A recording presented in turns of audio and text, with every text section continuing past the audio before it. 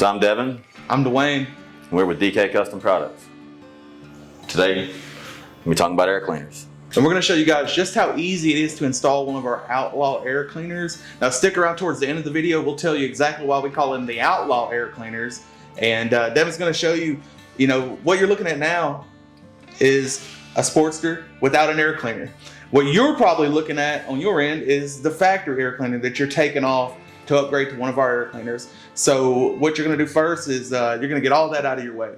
The cover, the filter element, the plastic back plate, and all of the hardware that goes with that, and you're going to start the installation at the point we're at right now. Now, you can refer to your manual if you need help with that, but it's pretty straightforward. Just take the factory air cleaner off.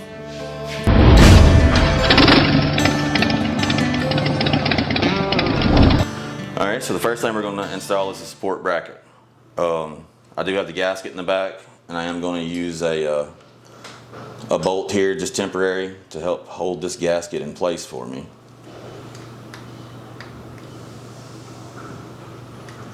And what I'm doing here is, so these are the premium discrete breather bolts. It does come with two little washers. We put one on either side, and like that. And we do like to use Teflon tape on this. The reason for Teflon tape on these is a kind of double whammy. We don't want oil coming out around these threads, leaking on the bike. And the thread locker just won't hold up to the heat of the head. This goes directly into the head. And Teflon is rated up to 500 degrees, and it just helps keep that bolt in place kind of as a thread locker. We are installing a premium discrete breather system, but we have many different variations of this, for your application, your bike, and what you're trying to accomplish. But we do offer many different versions of a EBS for many different bikes. All right, so we do have these loose for right now for two reasons. One is we got to align all this stuff up, but also we don't know exactly yet how we're routing our hoses, so just keeping that loose so we can move that around and figure out how we want that all to be routed. So we're going to use all three bolts to align the support bracket while we're finalizing the EBS system. That will ensure when we're installing the back plate later that everything is going to line up.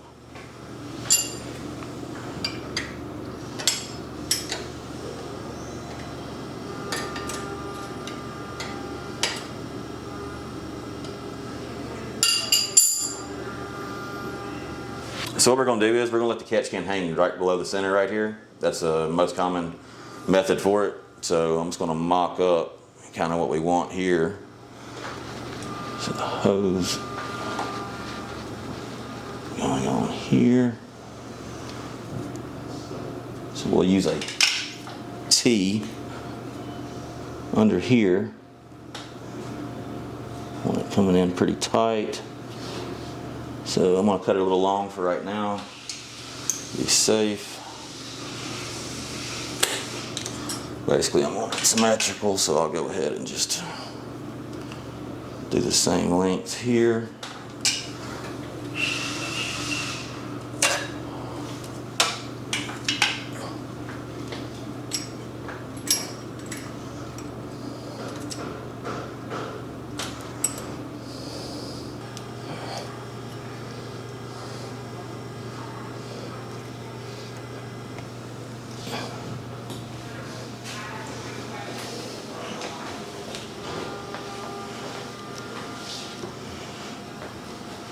Alright, we are using the XL catch can.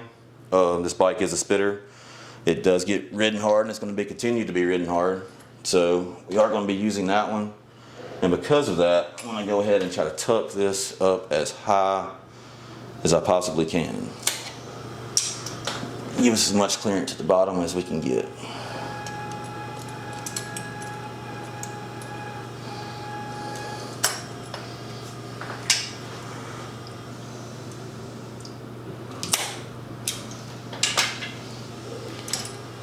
All of our kits do have 6 foot of hose, which is more than is needed in almost any install. So, don't be afraid to cut and try, get it how you want it, and there's plenty of extra hose to do anything if you make a small mistake or something. So don't be worried about that.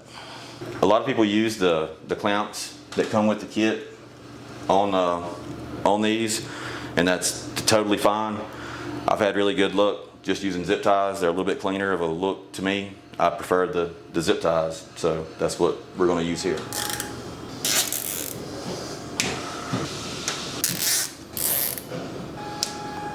So now I'm cutting a piece of hose that I want to slide on the bottom of the T-fitting, and I want the catch can nipple to go up in and basically bump against that.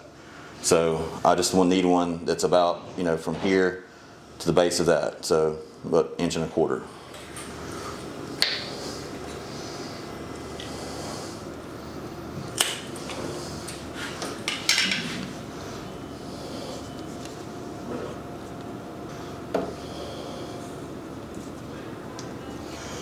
Just test fitting it. This is the XL catch can.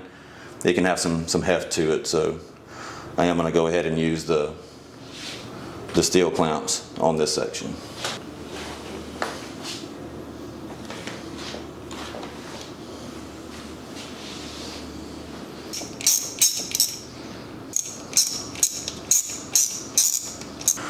So we're buttoning up the EBS now, so we're going to go ahead and torque the banjo bolts for the head, the breather bolts, and those get torqued to 120 to 145 inch-pounds. That's roughly 18 to 20 foot-pounds. It's very important these fasteners are tightened down to the proper torque specs, because if you tighten them too much, then they're going to break. And if you don't tighten them enough, obviously, then they're going to leak. So just it is important these get torqued to the right specifications.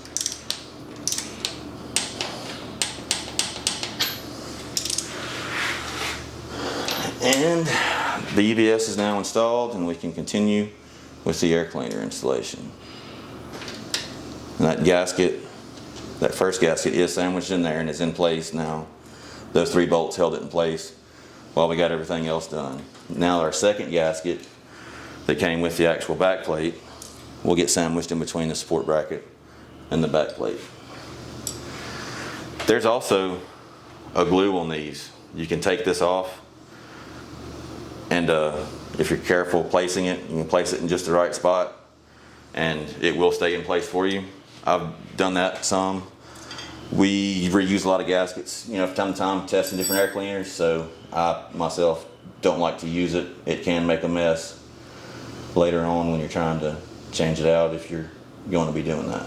But what you do have to use for sure is thread locker. Do not want any of these bolts getting into your engine.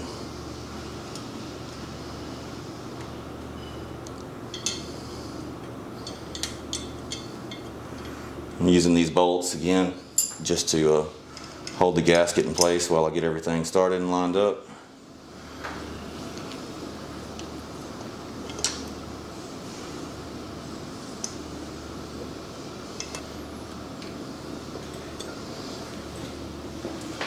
And again, thread locker is applied to these and is required.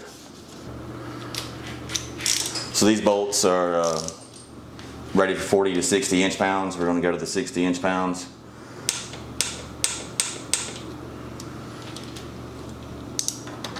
And Dwayne can do the math and put that in foot-pounds on the screen for us. No matter what air cleaner you're installing, these bolts are very important. I mean, they're right by your intake. They're crucial. So you do not want these bolts backing out. So again, they are thread locked in and torqued to spec. Of course, we have the K&N filter here. Just going to test fit everything before I finalize it. All right. Get our bolt. Again, we're using thread locker.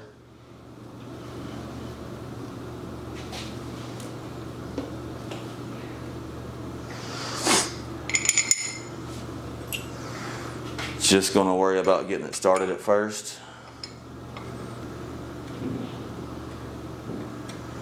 All right, now that it's started, I can get everything lined up and tightened down all at the same time.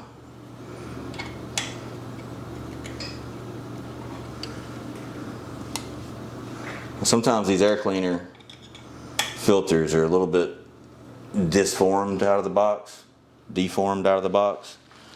So it may take a little bit of working it around to get it to sit in there exactly how we want it, but we got to do it once.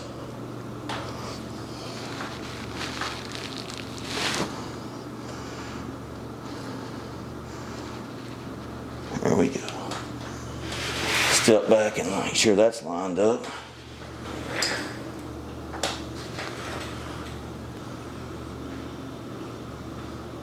You don't want to crush the filter when tightening this. That's what the thread locker is for. So I'm just tightening it down until I feel some good pressure, and you know it isn't going to go anywhere. That filter's pushing back on it. Just don't want to crush that filter.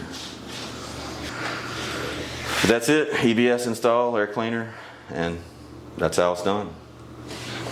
All right, so as you guys seen, it's that easy. I mean, it took all of about 15 minutes to install this. Thread locker, torque wrench, those are key to the installation. Earlier, I did mention we do call these our outlaw air cleaners. Now, the reason we call them outlaw air cleaners is because they're not EPA compliant. That external breather system you saw Devin install, that is key to the performance of these air cleaners. That's what sets these apart from the Screaming Eagle, the Arlen-S, all those guys that are actually EPA compliant. You know, that's keeping that hot, oily, oxygen depleted gas out of your intake. It's not optimizing performance. So these are a free-flowing air cleaner, a true free-flowing air cleaner, and we do have many options. This is the 587. It's our low-profile option, gives you the most leg room. We have the 425. We have the 606. There's a lot of cover options for that 606, and of course the 828 and the 636V. Yes, and keep in mind these are for race use only, not to be used on road. Yeah, we're definitely we're going to use this on the road in probably Mexico or something. But if you guys have any questions at all about getting your hands on one of these air cleaners or any air cleaner we offer, shoot us an email to support@dkcustomproducts.com. Or give us a call, 662-252-8828. Y'all ride safe out there.